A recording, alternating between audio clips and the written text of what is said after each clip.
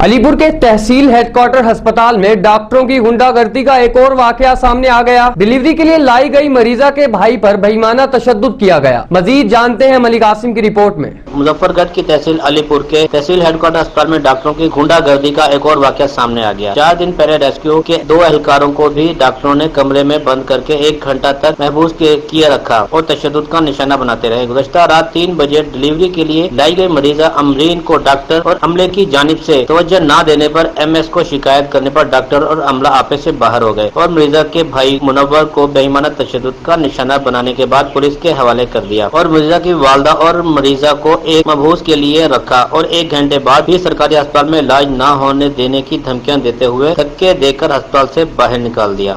मेरा नाम मुनव्वर है। मैं रात 3 बजे अपनी हमशीरा को DHQ हेडक्वार्टर अस्पताल में लेके आया हूँ अलीपुर। तो सुबह 9 बजे तक जो है किसी ने तवज्जो नहीं दी। अब जब मैंने डॉक्टरों से इस बारे में बात की है तो डॉक्टर आग बगुला हो गए हैं, मुझे तशद्दुद का निशाना बनाया ये और ये बाजू भी। अब मेडिकल होगा तो पता लगेगा क्या मसला है।